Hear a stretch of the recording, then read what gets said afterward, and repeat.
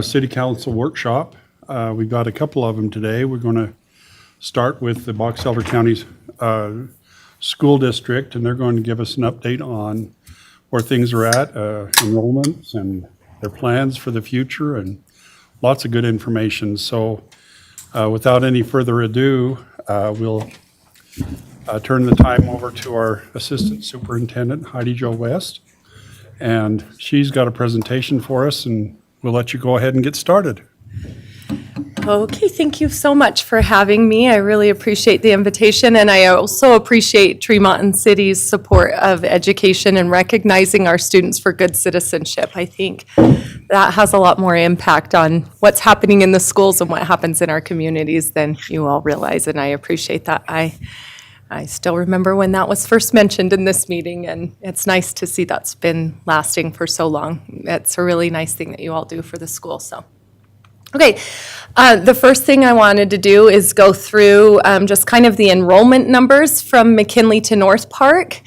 And before I get too far into it, I want to talk a little bit about the crowding at these two buildings. So North Park, both buildings are quite crowded.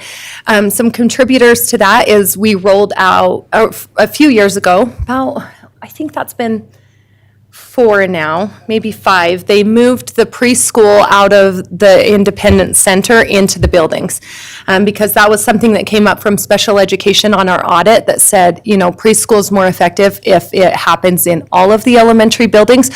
So the transition to kindergarten is easier on those students. And so that got rolled into the buildings and took up classrooms. And then we rolled out all-day K 2 years ago in September, and that has increased overcrowding because we need twice as many classrooms for kindergarten now that they're not half day. And then, of course, North Park has been rolling out over the last few years the DLI program, and that is impacting both North Park and McKinley. And we can kind of see the numbers fluctuate there. If you look clear back to 2019, McKinley and North Park were pretty similar in size, about 500 students. With the rollout of DLI, you can start to see those numbers increase over time. So if you look at last year at McKinley, we had 106 kindergarten students, and this year at McKinley, there are only 80 first grade students. So that probably a good portion of those students are contributing to the DLI program at North Park, but not all of them. You can see that the enrollment between 23 and 24 is down in every class at McKinley, but it's up in a lot of the grade levels over at North Park. So you'll also see a pretty big jump in the 4th grade because of the fact that 4th grade now has DLI. So the 4th grade at North Park went from 94 students to 110. With that difference only being about 16 students, that tells us that quite a few of the students that are in the DLI program there actually are already students at North Park because that adds 60 students. So we want to see about 30 of them come from North Park, but it looks like quite a bit of those students, quite a few of them come from North Park Elementary. So that's a few things that have been contributing. Some things that we've done to take some of the overcrowding pressure off of North Park is we moved a preschool from North Park to McKinley this year. McKinley now has 2 preschools.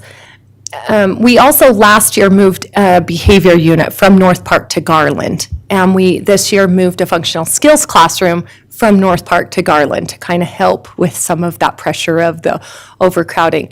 Looking at it, we still really think that a big contributor to the crowding there really is the DLI program. Not as much growth. We're not seeing as much population growth as you would expect, just as you add the students for DLI. But there is some growth in kindergarten. You'll notice we're up 22 students from last year, and we're starting to hit higher numbers again like we saw in 2020. So a pretty big group of kindergarten students coming in at North Park. Last year we saw a really strong trend in growth on the north end and quite a decline in enrollment on the south end. This year it's a little bit more balanced. So anyway, but there's North Park and McKinley. I should have added, and I could pull that up for you. Maybe I should send that to you, our October 1 numbers, so we can look at the whole district and include the secondary schools. So I will get my laptop and send that to you. If you'd like to go to the next page.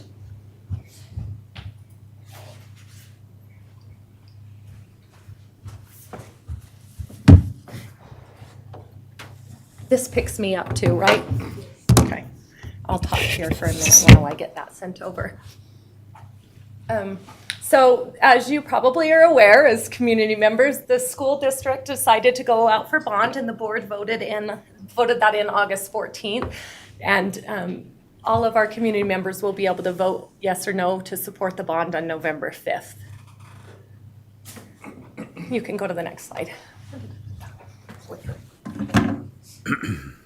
So some of the problems that we are trying to address is there are a lot of transition levels for parents. So parents have to take their students to 4 different schools. If you have children in 4 schools, you have to drop them off at 4 different locations. But on the south end, they actually have 5 locations because Willard and 3 Mile Creek split K1 to 5. So that adds a lot of commute time for parents. It also adds a lot of transition time for our buses. In Box Elder School District, that's another 15 minutes that they have to take students en route to another school.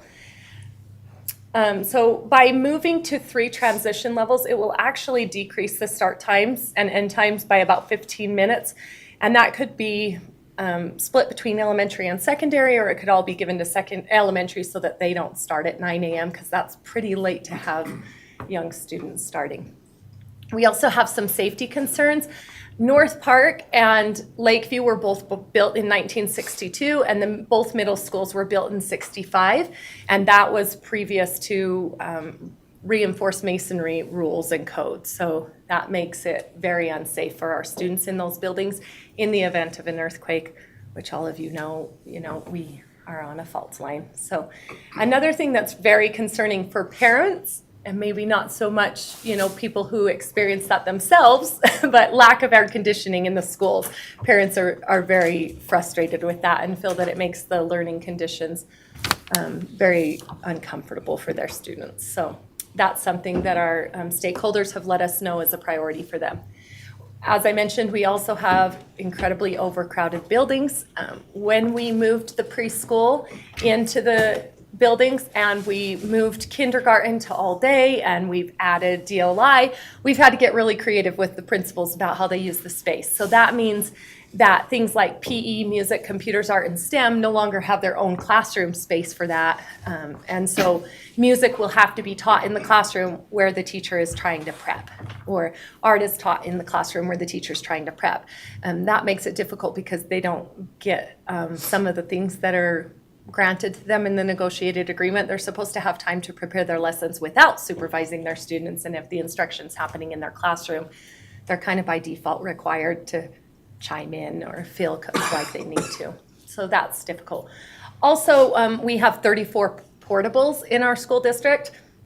These 2 pictures here are North Park, the portables at North Park. It's kind of become a village out there. One of our stakeholders mentioned in the focus groups that what are they going to do next? Double stack them out there, which I thought was actually a really creative idea, and maybe we should look into it. Not really, I don't actually feel that way, but it was interesting that that's their perception. On the south end at Lakeview, the portables, there are so many that there is not another place that they'll allow us to put portables out there, yet the building is overcrowded and we have nowhere else for students to go, and we no longer have the option of adding another portable. At North Park, we could add another portable, but that would result in a loss of playground space for the students, and we've heard from employees and parents that is something that they really don't want to see happen out there, because the more you take up the playground space, the more difficult it is for students to play and get along well when they're crowded. So also in the secondary schools, they haven't added as many portables. They have 5-ish in the secondary schools on each end, but what has happened there is that they've combined classrooms to make room for space. So if you have 2 special education classrooms that should be in their own room, about the size of this space here, they've actually put both of those classrooms into one space, which makes it really crowded. And then, when it makes it hard for them to learn, particularly because a lot of IEPs request for the student to be able to have fewer distractions and more private learning space. So that's difficult and problematic. We've also had to combine some other classrooms to make space, such as OT, we'll share with speech and things like that. The other thing we've done is we've repurposed spaces that are not really intended for instruction. So if you have a small space in a building, we've then moved resource in there with special education students to make it so that we could use another classroom. Or like at Century, they had a smaller room that really wasn't intended to be a classroom, but we put a kindergarten classroom in there to address the overcrowding. Some of the itinerant offices that are really meant to be used for planning actually end up getting used for physical therapy or occupational therapy or speech language pathology and counseling, mental health services, a lot of those types of things in spaces that they're really not supposed to be in. In some buildings, they've actually even taken some closets and redesigned them to make them instructional spaces so that we could use what we have and make it function without having to, increase taxes.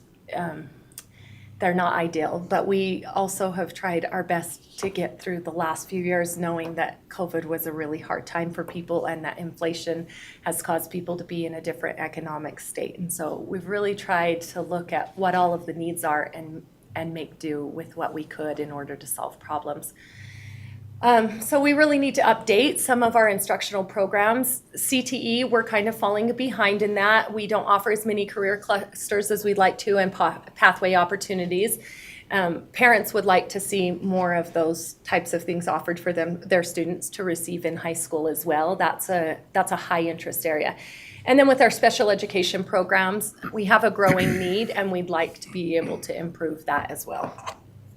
So. Thank you. So our solution here is to reconfigure the K-5, 6, 8, and 9, 12. That would eliminate an entire transition. And in the educational world, transitions actually have a negative impact on student learning, so it would be beneficial in that way. For parents and for transportation, there are fewer drop-off locations. And as far as instructional strengths, it allows us to follow the Utah core grade bands, which fall K2, 3, 5, 6, 8, 9, 12.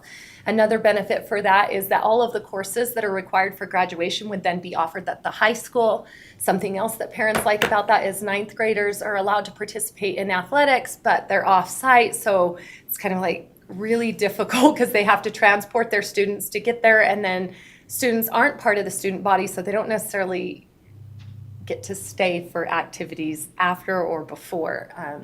And so some parents have expressed that they appreciate that. Also, we need some new learning spaces, and we need to remove as many of those portables as we possibly can. They're expensive to maintain, and they're not conducive to learning for students, and it's difficult for teachers to be that far away from their colleagues when planning and preparing. Another thing that's really nice about the K-5, 6, 8, 9, 12 is that because curriculum runs that in those grade bands, it allows the teachers within a building to plan more cohesively for what students will see in vertical alignment. So for example, the 7th grade teachers can very easily plan instruction with 6th and 8th grade to create that coherence and ensure that students are getting the best instructional plan possible for them. If we separated off 6th grade, that makes it really difficult for them to collaborate with 7th grade and go ask the 7th grade teachers, like, what are you seeing that our students don't have that we need to make sure that they're coming to you with those skills. So because those run grade bands like that and they're connected in the core standards, it's the most practical way to do it. We've seen a lot of districts around us move to that, and in working with other curriculum directors across the state, many other directors have mentioned that they would really like to move to that as well. So this would be a good opportunity. Additionally, eliminating the intermediate school allows us to take the resources that we have and use them efficiently, and it minimizes the amount of additions that we would have to do to all of the elementary schools. As you saw, North Park and Lakeview are our biggest concerns because they're the buildings that are completely unreinforced masonry. They're unsafe. And so at minimum, if we didn't go this direction, we would have to build both elementary schools. We've been given about a $50 million bill on each of those elementary schools. So that would be about $100 million to rebuild those 2 elementary schools. Most of our other elementary schools would need additions as a result. 6 classrooms cost around $6 million or $3 million, Plus, that would not include the infrastructure. So the cafeterias wouldn't be big enough to hold more students. There's not enough bathrooms, and then we would need separate gyms in order to support that many students so that there's an overflow, and then just the logistics of spreading out the lunches. So a gym is around $5 million, and the bathrooms and the plans would be around $1 million. So we would be looking at about $10 million per elementary school of the several that we needed additions.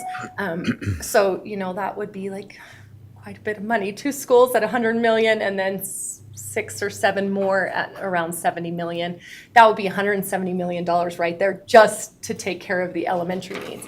But by moving them into the intermediate schools and eliminating that age or grade bands and moving that into the middle school, moving the intermediate school students into the middle school, that allows us to spread out the growth and look at rebounding and consider other options for taking the pressure off of the other buildings without needing to add on to all of the buildings and replace 2 really expensive buildings. Everybody pretty much agrees in the focus groups and parents and teachers that the 2 middle schools have got to be replaced. They are really old, really unsafe. There's the unreinforced masonry, but they're incredibly crowded. The hallways, the students literally look like cattle moving through the hallways, which is problematic because fights break out, right? When you're in each other's space, little kids that are smaller are kind of getting trampled. Kids that are larger don't appreciate you being in their space. And we have a lot of fights that break out at the middle schools. Also, you probably heard last year that we had to close school a couple of times for sewer problems at the middle school up here on the north end. It really needs rebuilt. So the thing that everyone seems to agree upon is that the middle schools have got to be prioritized and rebuilt. Those will cost $144 million to rebuild. And that includes purchasing land to build them off-site. One of the things that's being considered at Bear River Middle School is that there are some problems with students being that close to the high school students and also that close to businesses, sloughing access to go to lunch at 10 a.m. and things like that, but also just the interactions between the middle school students and the high school students. Another thing we considered is that the high school's pretty well landlocked there, and in order to expand programs and offer the students more of what other districts are doing and be competitive to prepare our students for the future, we need a little bit more land to expand on. So moving the middle school off-site resolves both of those issues. So then the next priority after building those 2 middle schools would be the 9th grade additions at the high schools. The reason why that comes next is because we would have to add classrooms for the 9th grade instructional spaces. We will also want to upgrade the current classrooms for CTE, special education, and some other instructional spaces that are out of date or in unreinforced masonry areas, buildings, portions of the building. That brings us to the third priority, being the elementary renovations. As I mentioned, this is the most cost-effective plan for us because rather than rebuilding both elementary schools and adding on to several elementary schools, we can take a lot of the growth pressure off by moving them into those intermediate schools that were built for 800 and 1,200 students. We can move special education programs over there. We can look at offering more DLI there. We can look at rebounding. Whatever we need to do in order to take the pressure off of other buildings too. And we have discussed several different plans for how to do that, but have decided that what we really want to do is get stakeholder input from parents and teachers about that. We've taken some teachers, parents, administrators, special education directors through the intermediate schools and looked at how those could be reconstructed to be elementary schools, and everyone seemed to be really excited about the space that's available and making those into elementary learning spaces. So it's very doable and it's very cost effective.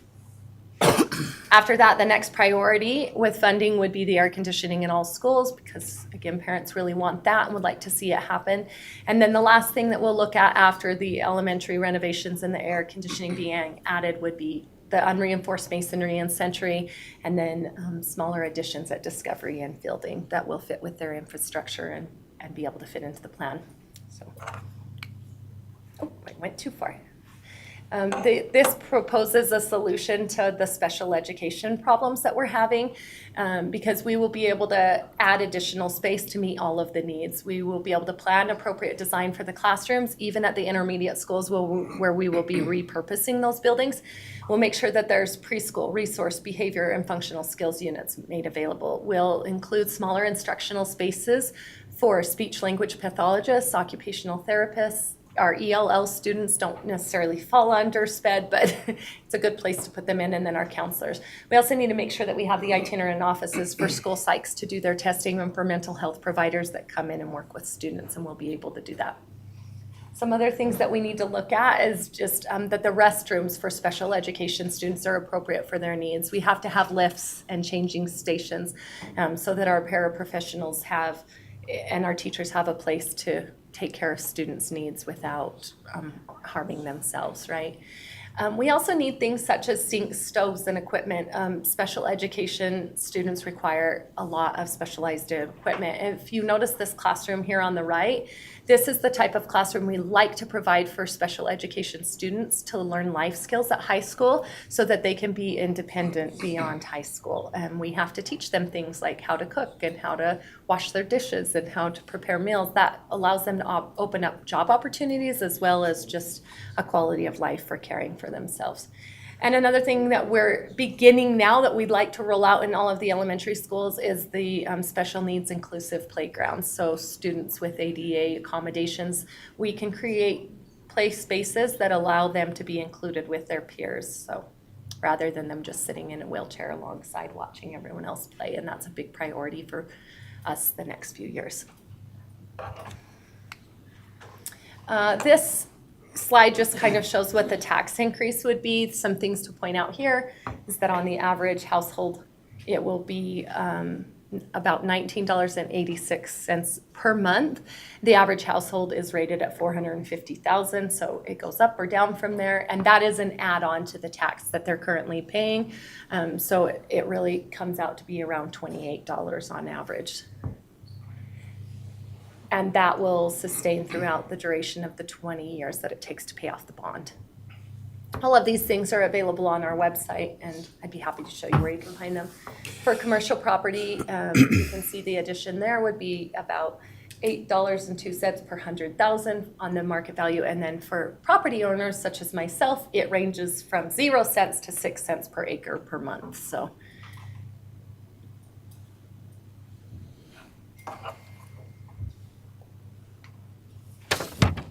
This projected timeline is tentative. We've worked with our architect on it, and he was very generous in the timeline to ensure that we would be able to meet the deadlines that we were proposing. We are going through the process of recruiting a contractor and hiring for that.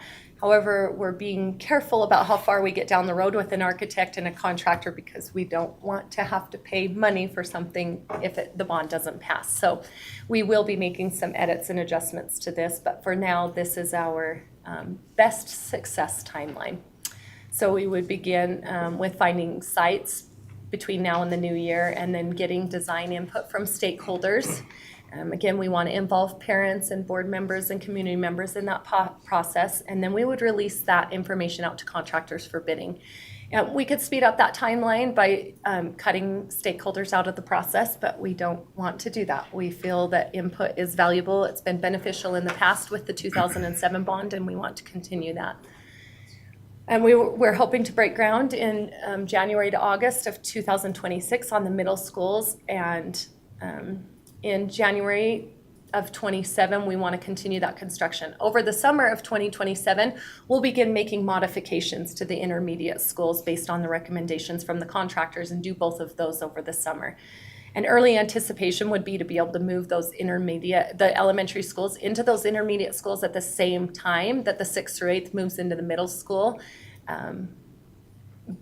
But we may need to hold off on that based off of construction cost, process, and just the order of being able to get subcontractors available where they need to be. And then they would begin the high school additions in September of 29 and be able to move those students into the 9th grade August of 2030. The plan currently for up north is, move the ninth grade, keep the ninth grade at the middle school while they do the addition at the high school, and would be able to move the 6th through 8th out into the new middle school for that last year there, so. Does anyone have any questions? Oh, good, lots of questions. I should have stopped sooner.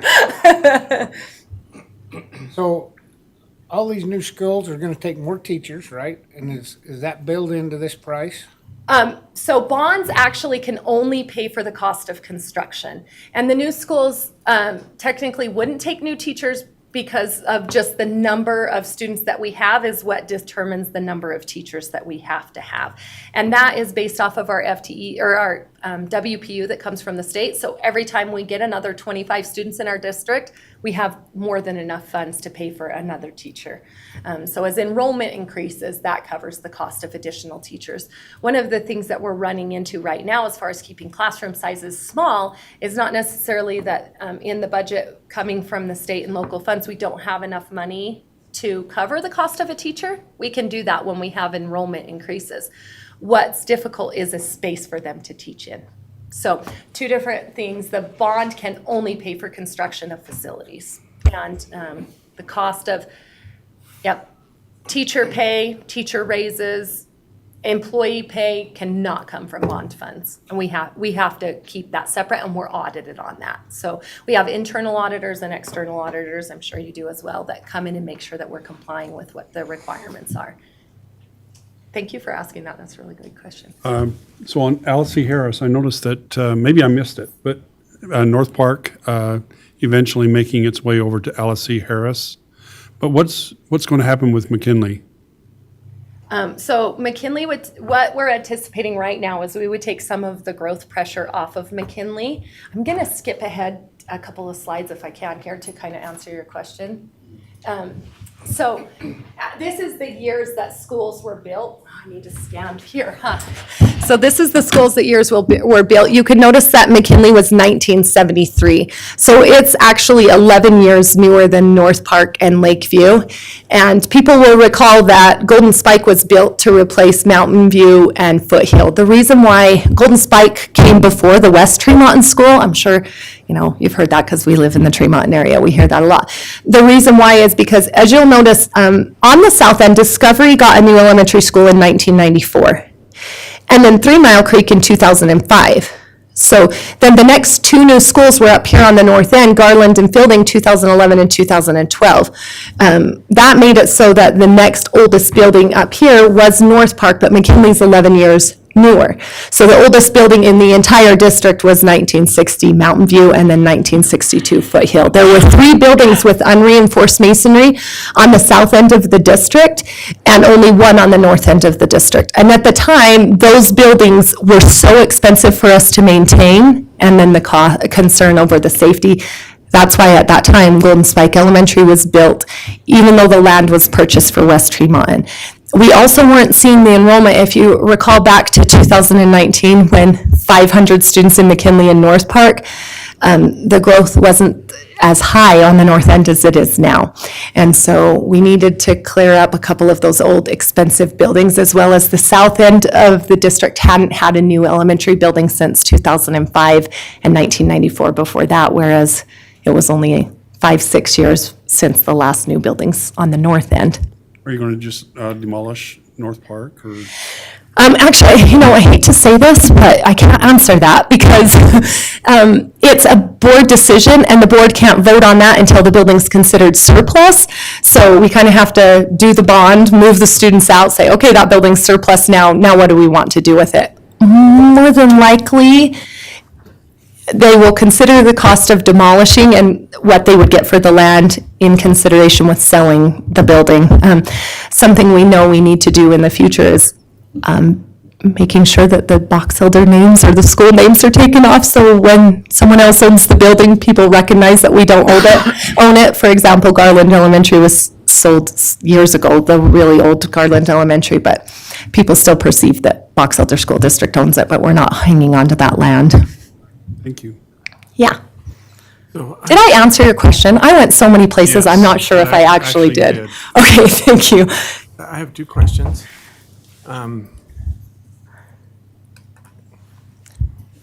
With our population growth, and I'm sure you guys have considered this, but in 20 years from now, more than likely we'll double. Is this bond going to cover that growth? Yeah, the difficult thing is we won't be able to go out for bond for potential growth.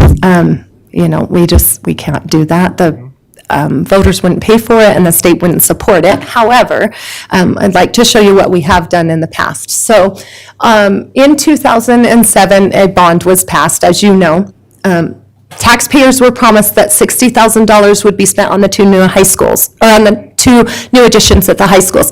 And there were stakeholder committees that decided how that money would be spent at both high schools. You'll also notice that that's more than $60,000 that was spent. So they took the $60,000 from the bond, and then they used capital reserve to cover the extra costs so that the school district could maintain and uphold what they promised to the taxpayers. The rest of the money was supposed to go to new elementary schools, and both of those were built here on the north end, at Garland and Fielding. And then there wasn't completely enough to cover Fielding, but they used premium from the bond to cover part of Fielding and Snowville, and then they went out for, they call it the Obama bond, but it was really just like a 0% on the bond, and you could do construction of new buildings to kind of rejuvenate employment. So that's all of the things that were done with the $70 million bond at the time, and you'll see it adds up to quite a bit more. However, since then, we've been able to do all of these projects without going to bond. So the bond premium was used to, part of that was paid for the middle school, Box Elder Middle School, and capital reserve. And then we've saved for and paid for Alice C. Harris Intermediate's addition at $1.7 million, the ILSC, which is for special education adults. We have to service special education students through adulthood at age 22. And so we teach them life skills in that building to ensure that they have job placement and that they can live independently. That was built for $6.9 million. From capital reserve, the North Transportation and Support Services, $7.4 million. Adele C. Young Intermediate had the $4.5 million addition. Sunrise High School was built completely from reserve at $9.8 million. And then Golden Spike Elementary was partially reserve and real property lease at the $27 million. So those are all of the things that the district has been able to fund. Actually, one's left off. In 2023, we built Grouse Creek Elementary, and it was $2.2 million. And part of that was paid for by a state fund to help our rural schools, but a big portion of it was paid for by the district. So those are all of the projects that we've been able to fund to address growth and meet the needs. I would anticipate, the bond will cover the biggest needs we have that we're aware of right now, and we'll keep up with growth as time goes on. Something to just kind of add to that is if we look at the history of the bond over the last 112 plus years, you'll see that the first bond was in 1912. Over time, we've had a lot of bonds. I think this might be going off, sorry. And we've had several bonds. The longest period we've ever been able to stretch and not go for bond is 17 years, and we're right on the cusp of that now. You'll see the biggest gap between the last 2 years, the last two bonds, 17 years and 14 years combined is 31 years. There's not really that many years in between that the school district has gone to bond. They've gone shorter time spans in between, and I would anticipate they've paid them off quicker. And anyway, so it's just interesting, I guess, to see the amounts. And if you go to the brighamcityhistory.org, you can see how much those amounts were, and you can kind of see some of the schools that they have record of history of those being paid for. The reality is, though, a lot of projects get funded without us going to bond. You can see in comparison the big major projects that were done here, that adds up to about $80 million. And then if you look at all of the things that have been done since without a bond, it's pretty impressive what the district's able to accomplish. It's just we have so many needs right now all at once that we can't keep up with the maintenance needs if we don't go to bond. If we were to try to save up, much like saving up for a mortgage, we might be able to save 50 million-ish over the next 10, 15 years, and you multiply that by 4 or 5, we'd have to wait 40 to 50 years to be able to do the number of projects we're looking to do right now. But if we can stay ahead of it and do these projects now, we can hit those smaller projects. And yes, McKinley will likely need to be addressed with some of our capital reserve. Few questions. First of all, I got a little confused. Your one shot that you just showed us a little bit ago showed it the new bond as a 17-year bond, but I thought I heard you say it was a 20-year bond earlier. Yeah, so thank you for asking that. That's a great clarifying question. So it's been 17 years since we've gone to bond, but it will be a 20-year bond. Thank you. So basically what that means is for the next 3 years, we're still paying off the last bond, and that's why it's a $19.86 cent per month increase on the average household. It's because we will have to add that on to what's already being paid, so. That's my question is, whatever happened, when, they never get paid off and nobody gets the money back. Let's put it that way. Your taxes don't go down. Huh? No. Yeah, it's kind of, it's a stinker that way, you know, a couple of districts, say that again? You can call it 20 years or you can call it forever, whichever you call it. Yeah, you know, I won't lie to you, Blair, we're probably gonna have another bond in 20 years. Oh, yeah, I would think. You know, especially if our population's gonna double. When I first moved here in Box Elder, I saw something on the news that said, in the next 10 years that the population up here would triple or something like that, and I thought that was crazy, but I'm seeing it happen, right? We have a lot of housing, and that's gonna bring families and people, and we're going to probably have to build schools for that since we can't right now. Go ahead, and then, Another one was in your list of priorities when you showed that list, the last two items didn't have a dollar amount affiliated with either one. That's a good question. Is there a dollar amount? here's how that works. You know, if we didn't put those things on there, we wouldn't be able to allocate money to them flexibly. So on the air conditioning, most of the cost of air conditioning when we build the new middle schools will be covered in the new middle school construction, as well as both of the intermediate schools already have air conditioning, and the high schools have it in most places. So as we do additions, they will have air conditioning, but when we get to the end of these projects, we will use the money that we have to put air conditioning in schools that don't have them. And then the reason there's a fifth priority is because the construction costs fluctuate so much. In the 2 years that we've been looking at and considering a bond, there's been significant increases to the cost of building projects.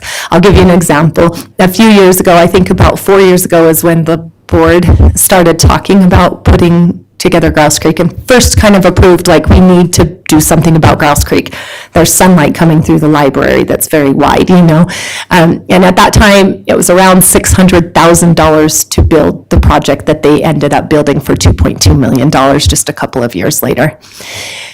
In the course of getting bids over the last 2 years, they fluctuated up $125, down $75 a square foot, up $50 a square foot. So what we intended to do here was allow enough flexibility for that fluctuation to be able to deliver to our taxpayers what we've promised them.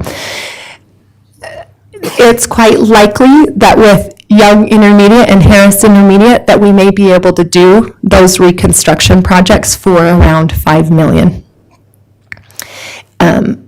And there's the possibility that it will cost 8 or 9. I mean, you saw on this page, the 2 high schools were supposed to cost $60,000, and that's 71. Is it 71, or am I getting that wrong? 61. 50. Yeah, 61. So, and then we ended up having to pay additional for Garland and building them what they anticipated the cost would be. So it is intended to be relatively flexible because in our timeline, we will be finishing it in 3 to 5 years. Best case scenario would be 3 years from the shovel digging in. Worst case scenario, 5 to completion, so. Last question I had for now was, is there any state or federal financial assistance that's available to help with any of this? Yeah, let's look at that. No. Bonds are the only way that a school district can, capital reserve, which you save, and then, which comes from local taxes, and then bonds are the only way that we can pay for that. It's quite interesting, something that I've learned on being on the board is when we increase our local taxes, state kicks in less. It's kind of weird. I don't know why they do that. But as you can see up here, this is the percentages of breakdown of how much pays for the revenue in Box Elder School District. And I should have included a different sheet that kind of explained what the breakdown of all of those were. But with the WPU, we're able to put some, from the state, the WPU comes in and we're able to put some of that funds into building maintenance and repairs. But there's not any types of grants or anything like that. As I mentioned, the last opportunity that we were able to receive was some support with Grouse Creek, and then several years ago, we got a bond at a 0% interest rate to build Fielding. That's kind of the best you get, is like, hey, we'll let you take out this loan at no interest. Sorry, I keep skipping you. What are you gonna do if people cannot see the importance of investing in our children's educational future? People are tapped out right now. They're not gonna wanna pay that extra $23 a month or whatever. What's gonna happen if people don't see the importance of what we're doing? If the bond doesn't pass, we'll look at other options and we'll go back to the drawing board and, you know, this sounds very persuasive in nature, but the reality is the cost of construction is just going to get more and more expensive. The needs will still be there. Our buildings will still be overcrowded. They will still be unsafe with unreinforced masonry, and we won't be able to provide as many CTE programs. So the needs will still be there, but the cost will just increase as construction costs do increase in inflation. Couple of questions too. I mean, we face the same problems. I mean, as time goes on, things are going to cost more money, and we can see what you're trying to do. I guess my concern here is the solution cost and that type of stuff. I've been a banker my whole lifetime, and can you help me understand where you came up with these numbers? I mean, they're all just clean, 144 million. Because of that flexibility that the architects and contractors have given us in putting together the bond. Okay, so they've give a bid. So you're telling me they gave a rough bid? Yeah, we received several different amounts from contractors, and some were quite a bit higher and some came lower. And again, portions of that was just the timing of when we pulled them together. But we've got financial advisement from our bank. What do we call them? Zions Bank. What do we call them? They're our They know about. bond finance. They're our bond finance. So they were contributors in the numbers. Architects that we've worked for previously that were willing to donate their time, and then contractors that were looking at the job. So the possibility is there that it will come in less, but they're pretty good at projecting these types of things because they build schools regularly, right? So they're clean intentionally to allow a little bit of flexibility, but should get us pretty close to what we need. Something that's interesting that we learned is middle schools are the cheapest to build, which is kind of surprising, per square foot anyway. Elementary schools are about $100 per square foot more to build than middle schools, and high schools are about $50 per square foot more than the middle schools. So we took that into consideration in our plan too, is, you know, since elementary schools are so expensive to build per square foot, let's maximize the resources that we have by utilizing these intermediate school buildings and doing the construction that's very necessary in the middle schools where it's most cost effective. So the clean numbers are because they're rounded clean numbers that we have to be able to project being able to build over the next 3 to 5 years. So if we get too close down to the dollar and penny, that would be equally as suspicious. Yeah, so they've figured for inflation over the next 5 to 6 years. It's just really hard when it's spread out that far with this much money. There's no doubt about it. It's just, you know, So to clarify, no, they did not consider for inflation over the next 5 years. They gave us cost adjustment or cost bid prices based off of beginning now. So you would be in a contract if we begin soon, you know, if the bond passes now and we start a contract with our architects and the construction companies very early on, we can lock in that price. they'll lock it in for 5 years. My understanding is correct, Connie, you've done a bond before. Yeah, they make the agreement to build it for that. So right now, you know, as we've been interviewing, Put more fat into it. building in the inflation into their bid. Will the schools be exact the same? Surely we're not gonna architect different schools for that end and this end, correct? again, that's something we want to have stakeholders give input on, because one of the things that could be incredibly inexpensive and fast, well, not incredibly inexpensive, less expensive and incredibly fast would be just taking a floor plan from Davis and slapping it on Box Elder, right? But we want to have stakeholder input on that, so that people who are paying the taxes feel like they have some say and suggestion in that. So our board members are receiving input on that, and there would probably be a group put together to help decide that.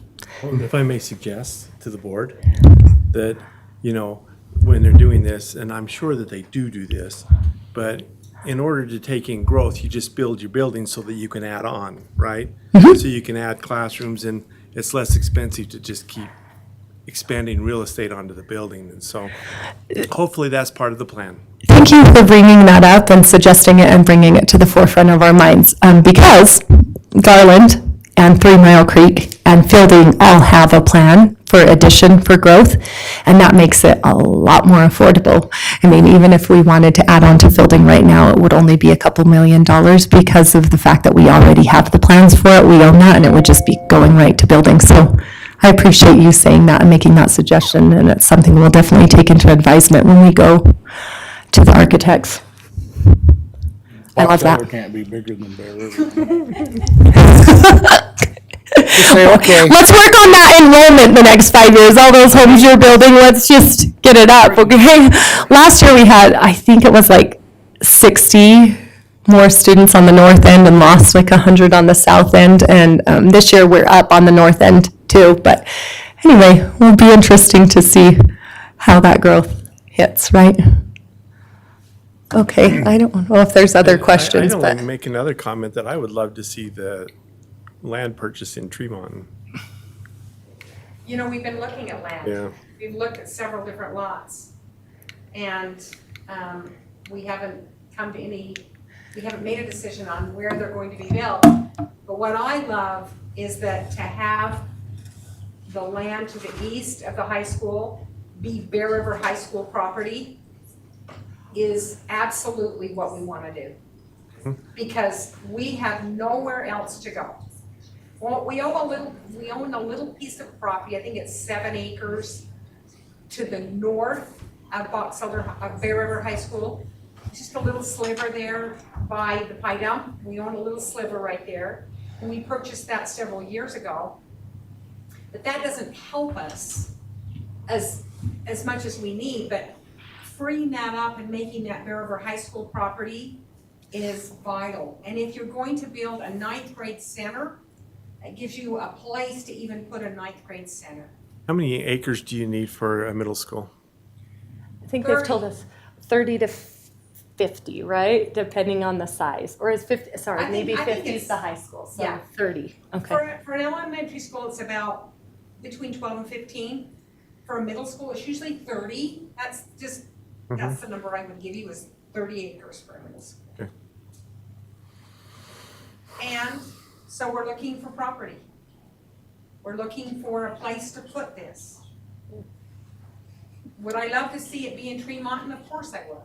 But it may take some annexation in order to do that, in order for it to be in Tremont. Right now it's county possibly, or maybe it's. Where they're looking, one of the sites they were looking at is currently in the county, but it would be in our annexation Yes, boundary. yes. And someone had rumored, when all this started, that you guys were thinking of putting the middle school where junior high school where the middle school is now.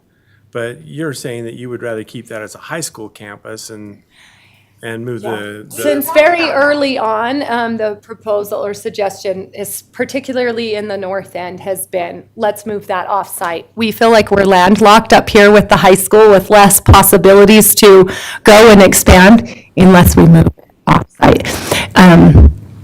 There have been some considerations on the south end about where is land available and how will we be able to do that, and are we going to have the same options that we have on the north end? But we feel it's very doable to move it off-site on the north end, and that's incredibly likely, very much part of the plan.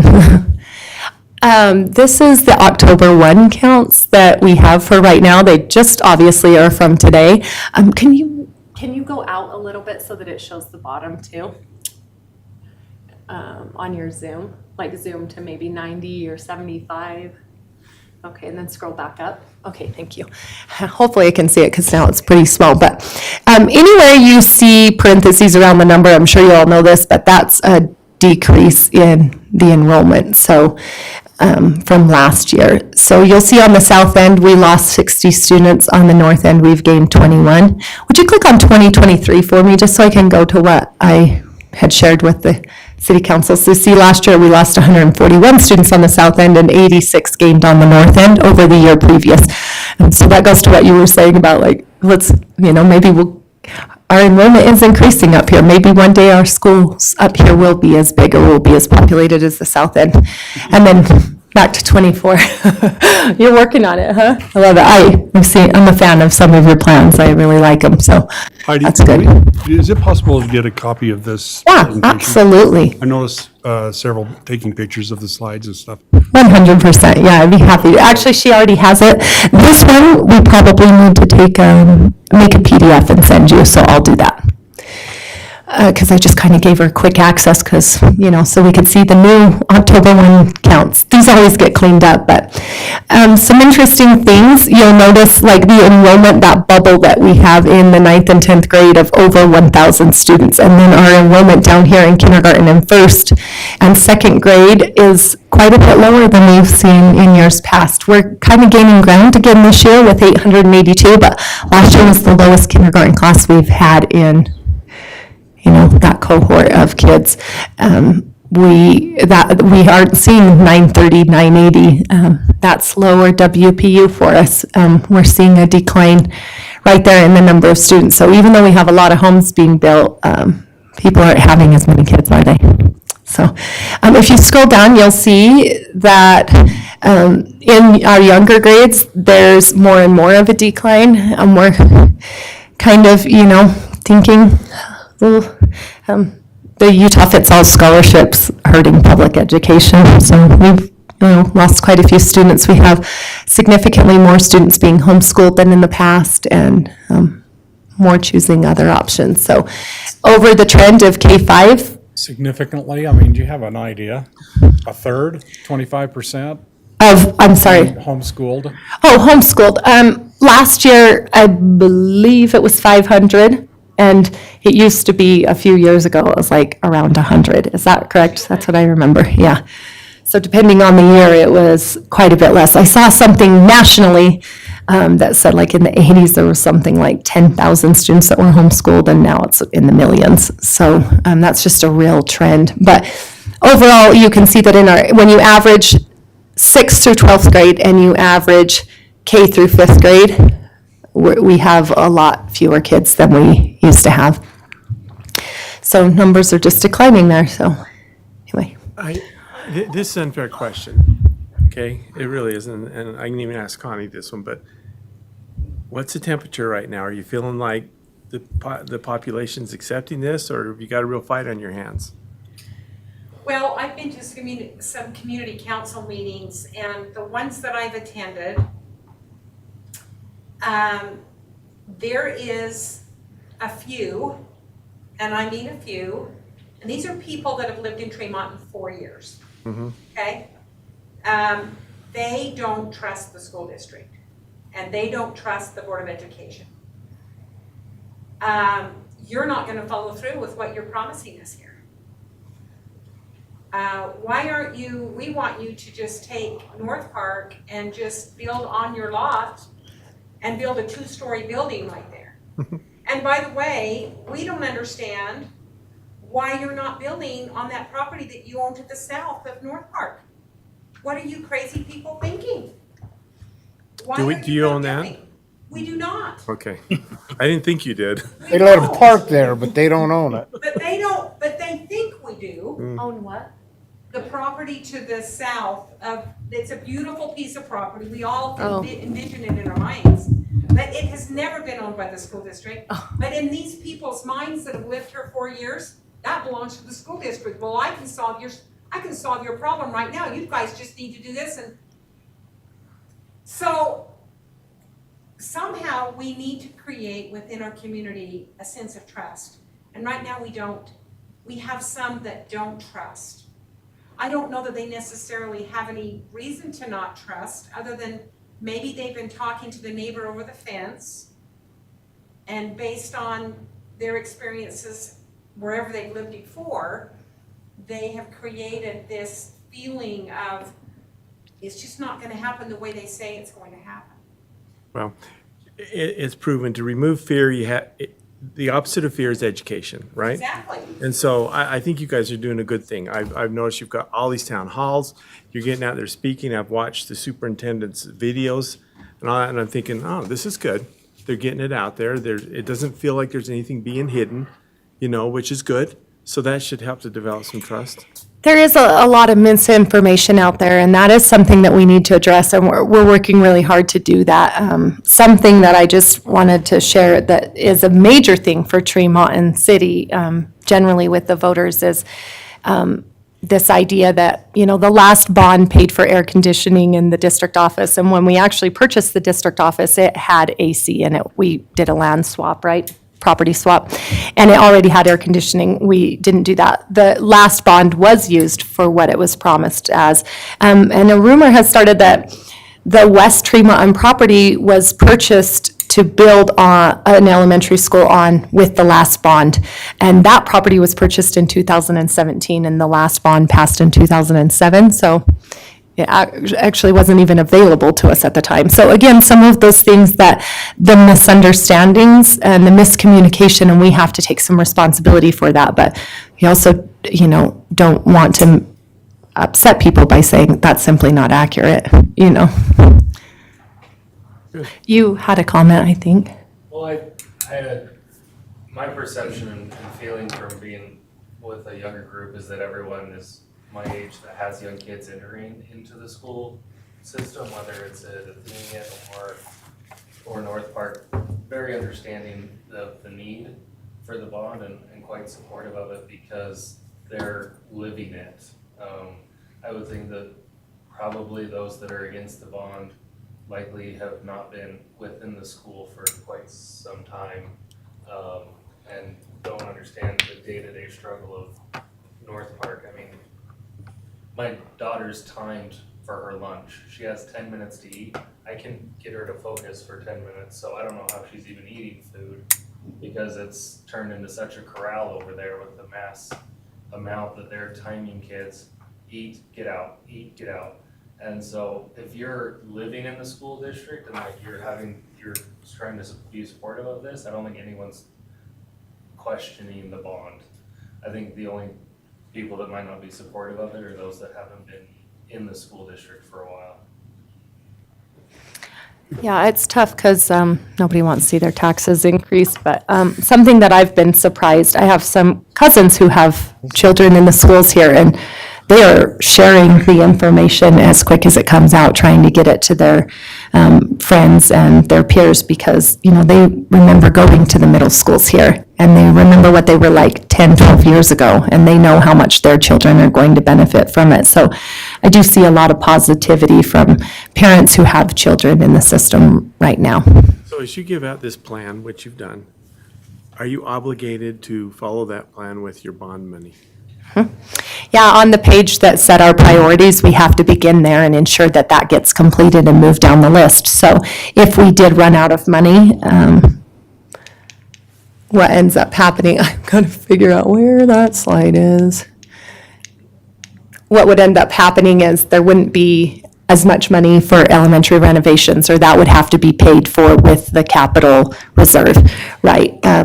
And so, yeah, we have to stick to the order that we've put things in, and that's why you put things in order, is because if there's fluctuation and you just are not able to deliver on everything, you'll deliver on the things that come first. Awesome. You want to show them how they would actually access information. Would you mind if I talk you through it? If you go to besd.net, or really any of our school pages,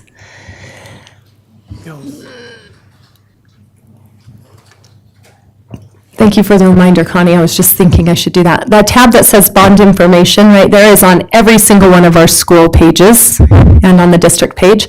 If you scroll down, these are all of the town hall meetings. If you'd like to come say something positive, we encourage you to come. And if you'd like to say something negative, we also encourage you to come. Maybe. But not personally invite. No, I'm just kidding. Haha, that's not funny. I can't say that. Okay, then each of those blue tabs, if you click on them to open them up, these are the videos that you were referring to. There's videos, we have had questions about the bond history, and you didn't use the money the way that you said, so we created a video. We've had questions about finances, and we've done a lot of research because, the administrative team that's there now have not been in the district office since the last bond was passed. That's the way things work. There's turnover, and people retire. And so we've reached out to our friends that used to work in the district and asked some clarifying questions, and they've helped us find the right places to find documentation and evidence of what has happened.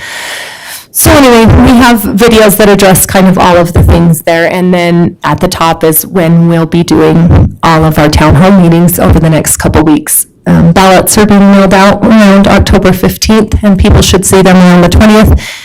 If they want to vote by mail, those are supposed to be postmarked by November 1st, and of course the election's on November 5th. So our intent is to have a lot of town hall meetings and get a lot of feedback and input and public perception in the next 2 weeks. We're kind of hitting it hard.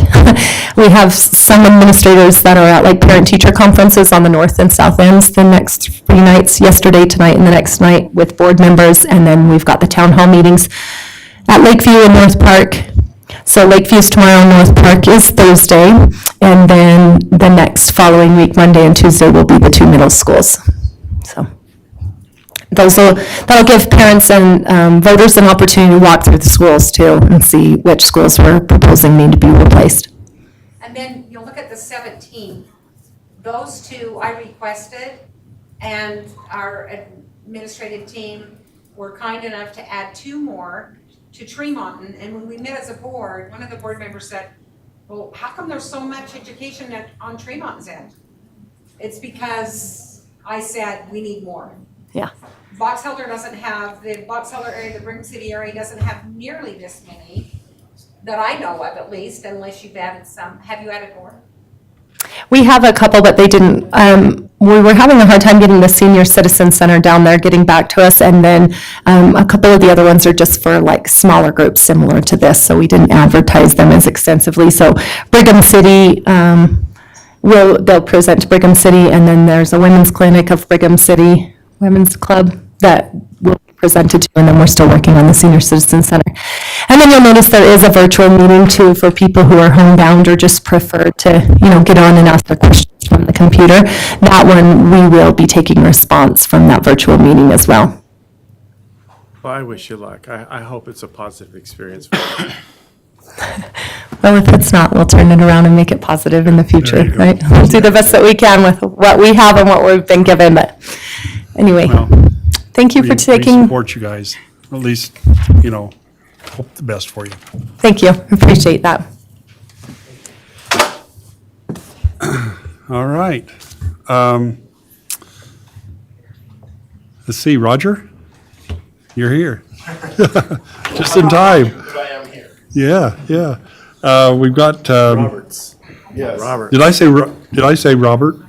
Roger. Roger. It does say Roger. It does say Roger here, but it's Robert. Okay, It does, I I understand. apologize. If I need to plug in, can I plug in? Thank you. Sorry about that.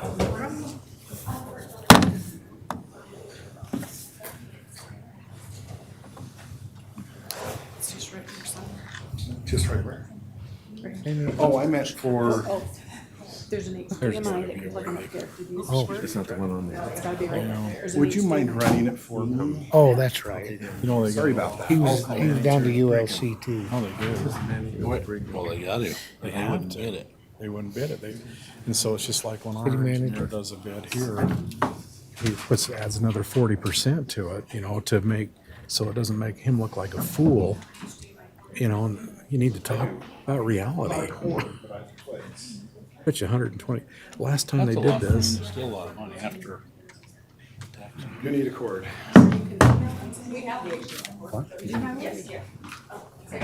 Sorry about this.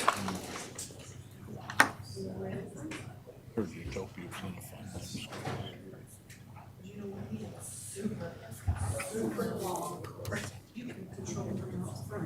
From up front even. Okay. what's that? Well, I will do that then. Thank you. Just right there. Thank you. I'm gonna let you. Now I'm, yeah, now I'm. Yeah, it should be that one. It's working now. All right, we got a real confusion going on here. Your name is? My name's Jason Roberts. Okay. I'm the okay. CFO of This is Utopia where we're all Fiber. mixed up. All right, at least I Roger am. is the CEO. Roger, last minute, had a family thing come up. Okay. And We're just trying to determine which Roberts it was, and I got it. yeah, I was Okay, gonna say Jason. you should have it. Yeah. And Lyle have it, probably too. has it. So yeah, some of you have seen me before. Some of you know my parents. I am from Tremont and I grew up here. Very proud to say that. Yeah, right on. Yep. Well, good. Well, okay, Jason, time's all yours. Okay.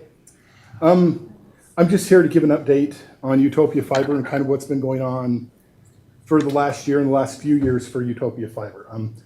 I don't know how familiar all the council members are. There could be some that are new. I'll go over a little bit of history on it and tell you a little bit about what's gone historically and kind of where we are now and how things are looking. Right now, if you look at Utopia Fiber, it was founded by 11 cities originally that helped fund a fiber optic network in their cities. Tremont was one of the original 11 cities that are shown up above there.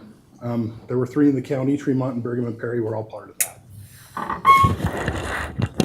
Oh, okay. Sorry about that. Since then, we have added new cities. And the new cities, what they'll do is they'll pledge their own tax revenues to help build out their cities. And then as they have take rates in their cities, if their take rate's high enough, it pays for the bonding that they did. And then if there's any upside, the upside goes to Utopia and to the Utopia original cities. That's kind of how it's designed, and that's kind of how we wanted it to run. If you want to stop me at any time, by the way, feel free to ask any questions. I'm great with any questions. Historically, if you look back at 2004 to 2008, we have what we call Utopia Phase 1. And Utopia Phase 1, frankly, was a little bit ugly. There was a lot of build out that was done and very few connections that were done with the build out. Very little revenue came into the system. So with that, we got to a point in time where we kind of had to change from a original plan to a new plan. And the new plan happened in 2010. In Utopia Phase 1, there was 185 million of fiber projects. We got out of that basically enough revenues to cover operating costs, but the cities were paying the debt associated with that. Since then, there have been another 500 million in fiber projects.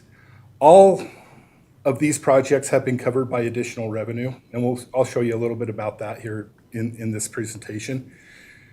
The revenues are paying off the debt, and there's no cost to participating cities.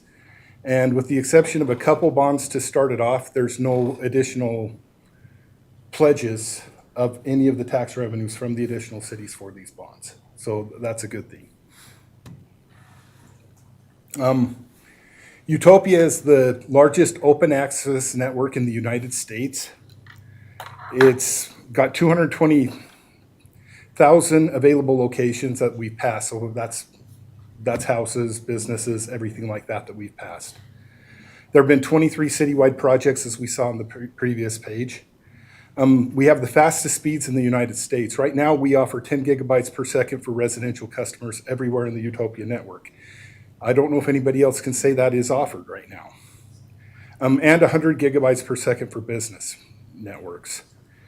We have 18 providers that compete against each other for services. We've received some awards. It's going to tell you here for the rest of these things. I might not go over all these. I will say we have a Google rating score of 4.6 stars. This may be higher than Google Fiber has themselves. So we're pretty proud of that. We find people like it once they get it. That's what we find, and it's very sticky. People like it in their home, and when they have it, they stay with it because it's very reliable and the speeds are very good.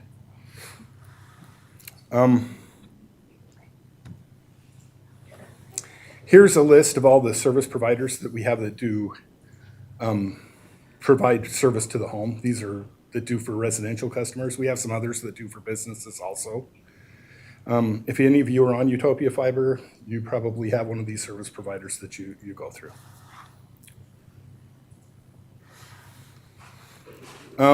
If you look at how our system's designed, it's designed unique from almost any other system I'm aware of in the United States. If you look up here, we have what's called a PTP Ethernet system. This basically means is we plug a fiber line into a switch, and that fiber line runs directly to your house. And so you have a one-to-one connection from the fiber line to your house. Almost every other system I'm aware of, if Roger were here, he'd be aware of more than me, but everyone I'm aware of, they take it from a switch to a splitter, and that splitter will go to multiple houses. It could be 10 houses, it could be 100 houses. That can cause problems and can cause speed delays sometimes when that's how the systems are designed. And we don't do that. Some future technology plans. We just released a new product of 2.5 gigabytes per second for home. So if anybody's interested in that, that is something that is offered now, and that's been within the last year that has been released. And for businesses, there are some multi-gig service tiers. We lowered the pricing for the 10 gigabits per second. It was, I actually don't know what it was. I know how much I charge the service providers, and we lowered it by $40 a month what we charge the service providers. So that was about 40%. So it was a pretty big, but it is a good product. We do like it. It is, and we do offer it. Did you pass that on to the customers? We don't control what's passed on to the customers. Well, the customer pays for Utopia, and it pays for the provider. It has two bills. Yes. What we lowered was what we charged the providers. So yeah, that is true. We have two bills. We have a $30 per month bill that is charged to the customer. And then you have what you receive from the service provider. Right. We charge in addition to we charge the service provider for services we perform for them. Oh, gotcha. So we have two sources of revenue coming into Utopia Oh, okay. for what we do. And that's. So you didn't lower the $30, you lowered their. Yeah, the $30, the way we look at it, the $30 for the infrastructure to get to your house. And anything above that is to keep it running in perpetuity in the future. That's kind of how we look at it. We look at the $30 as the network, getting the network there and keeping it updated cost, and the others is to keep the service running.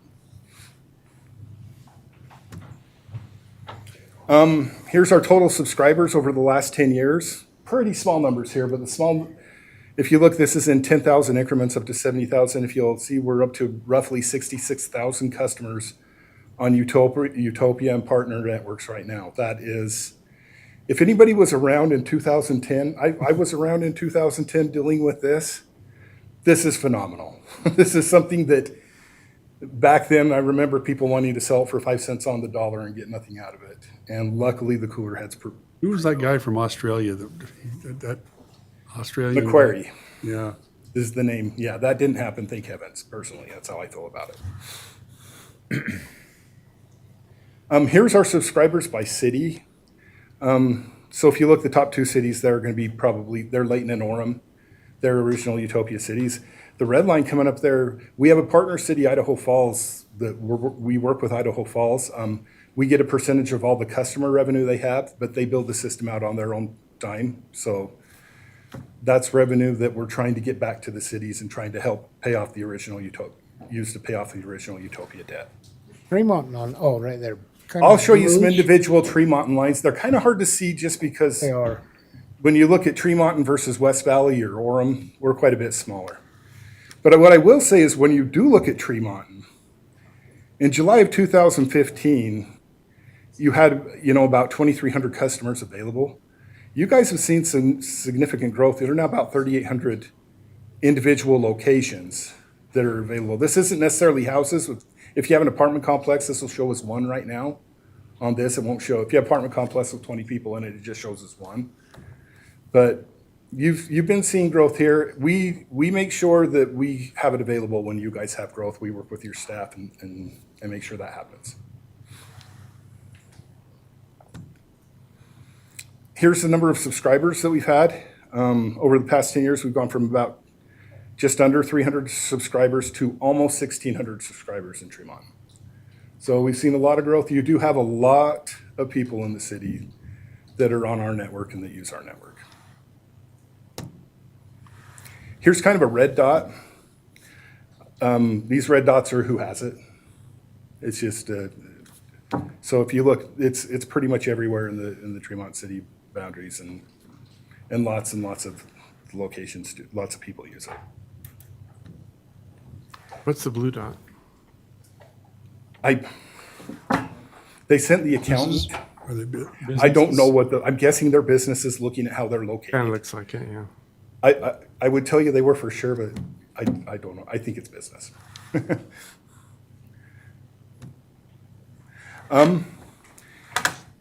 Here's a chart showing recurring revenue. Utopia has two organizations, Utopia and UIA. UIA was organized back when we needed to get more funding, and having a separate organization made getting more funding a lot easier. The blue line at the bottom is Utopia revenues, which you'll notice Utopia revenues are growing. And so that's just customer revenues that they get off customers that they are connecting onto the Utopia network. Or there are a couple of, like Idaho Falls revenue is Utopia revenue, so that still shows up in the blue line. The red line is UIA revenue that started in 2010. You'll notice UIA revenues are increasing very quickly. The green line is the combined of the two. If you look at this graph, there's a bunch of little dotted lines that end off to the left there. That's every additional bond issue that we do. That's the yearly payment that we'll have on those bonds when we're making full bond payments on those. The blue line is the amount of revenue that has been generated by those bonds. So if you look, we're seeing that gap lately, especially we're seeing that the gap between what we have to pay on the bonds and the revenue we collected, we're seeing that widen, and that's a very, very good thing, something we like to see. Here's a list of all the Utopia bonds. You'll notice some of these are in our partner cities, the latest one being West Haven. We just refinanced, I don't know if anybody's gonna know what I'm talking about, but the original financing structure in 2004 made it very difficult to refinance, and it was impossible to do unless interest rates came up. They had some agreements there that were called swap agreements. I was very excited in 2022, at the end of the year, this interest rates aligned to the point that we could refinance that. And that's a very good thing. If you look at that debt, that's the debt that is being paid partially by the cities and partially by Utopia. Right now, 73% of the debt is being paid by the cities, and Utopia and UIA are paying 27% of that debt right now. The rest of the debt is all being paid for from system revenues. And if you look, here's the debt service year by year. If anybody knows about these bonds, it's the bond payments go up by 2% every year until the end of the bonds. So for Tremont, in 2022, it was $388,000. In 2023, $395,000. 2024, $403,000. They are big bond payments. Jason, Yeah. how long do they go, this bond? Do you know? 20, It was a 40, they were long bonds. I believe that they were 33-year bonds. And I believe it's, Or how many more years do we have to pay? you know what, I'll send you an email with the date. I don't remember off the top of my head. I get asked that enough, I should remember. But I'll go look at that and I'll send an email to the city and let them know. And they can pass that on. But it's not for another, 15 years. It's out there ways. Are we getting reimbursed? But we're getting reimbursed. It seems like there's a reimbursement. Yes, that's what this number is. If you look right here, for fiscal year 2023, you were reimbursed $103,000. For fiscal year 2024, it's $110,000.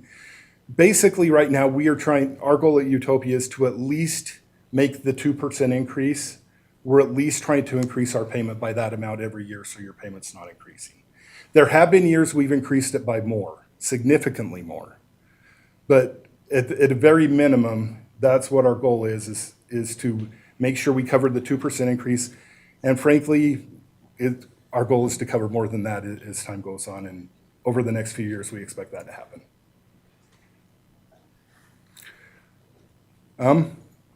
And last questions, I have Roger's number up here, so that's awesome. UIA.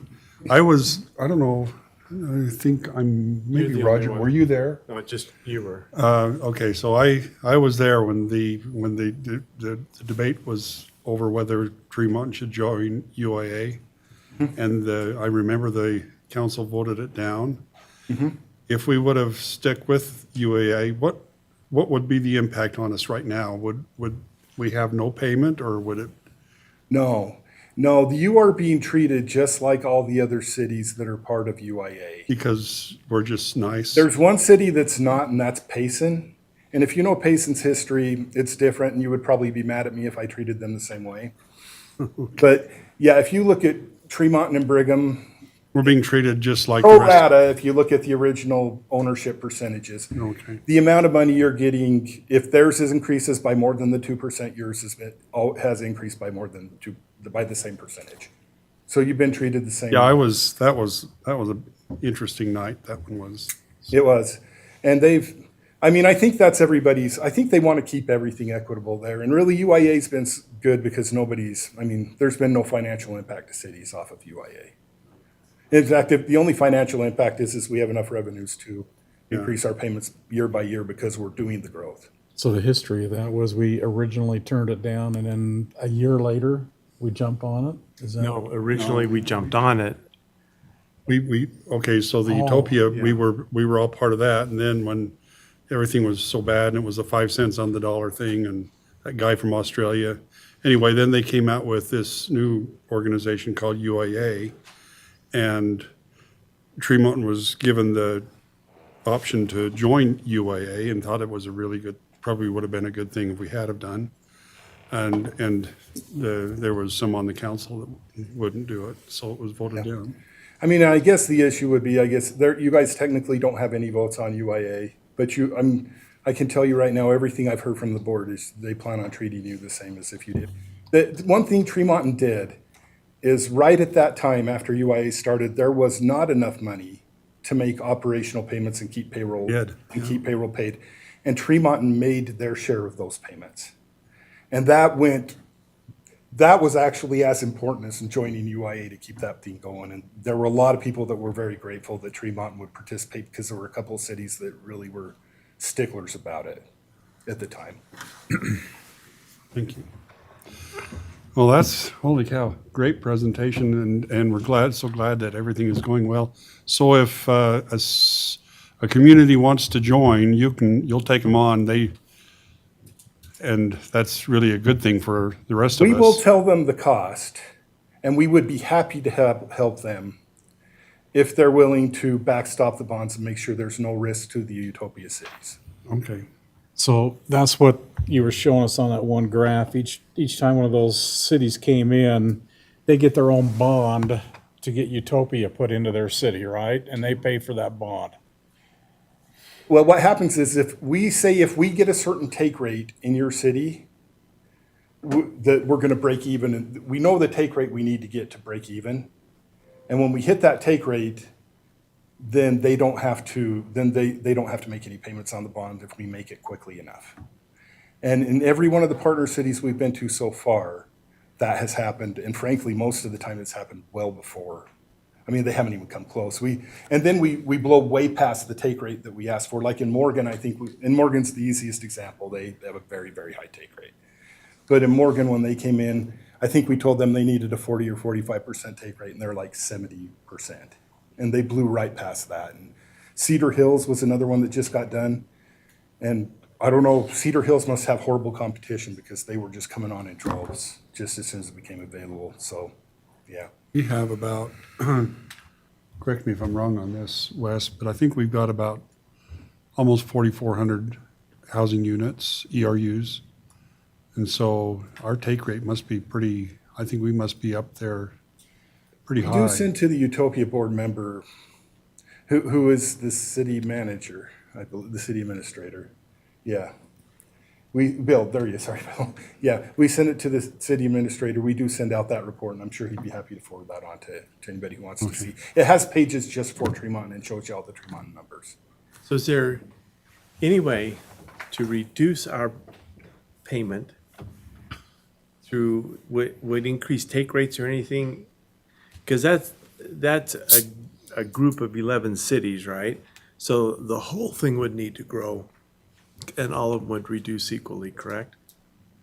Yeah, that's how they're treating it. They're not treating it as if individually you do good in your city and we're not. I mean, frankly, some of the cities that got on that are making the biggest bond payments have the worst demographics and the hardest hill to sled. You know what I mean?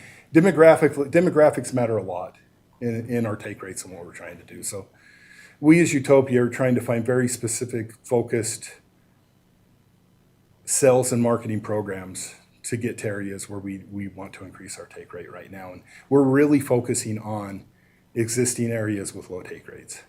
And that's what we're trying to focus on, that might fit that we think we can get higher take rates. So this extra 2% that you're trying to kick back or whatever each year, is that coming from these other cities coming on and you're increasing your revenues, and so you're able to kick it back to the whole group? It's like if a city comes on and we say you need 40% take rate to make it, and they get 50, that extra 10's revenue that we try to get back to the cities. And that's kind of what the whole plan was originally when we started UIA, was to grow out of it, because so much money had been spent on assets that were valuable, but nobody was offering the value we thought that was there for them. We're at 43% take rate as of July. Well, 43? Yeah. Morgan, he mentioned, is at 67%. I don't think there's a whole lot of competition in Morgan, so. No, it's one of the best competition-wise places that we have. Linden's at 60%, Centerville's at 48%. So we're not the highest, but we're doing okay. One thing that does affect your take rate, if you're a high growth city, the minute something new comes on, it brings your take rate down. And that might be counterintuitive. You didn't lose any customers, but your denominator of how many total customers are available goes up immediately.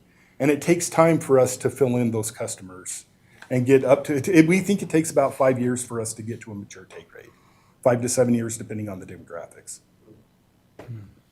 Okay.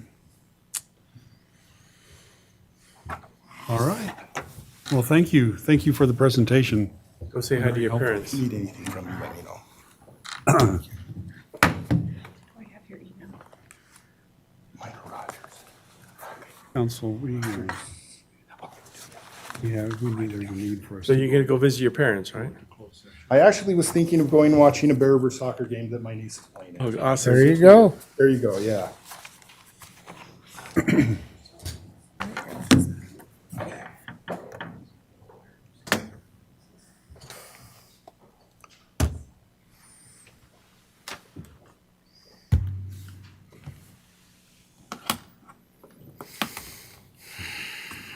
Send that to me and I'll get you. Thank you. Thank you. Thank you. Council, we have a need to go into closed session for for a few minutes. We've got some time now.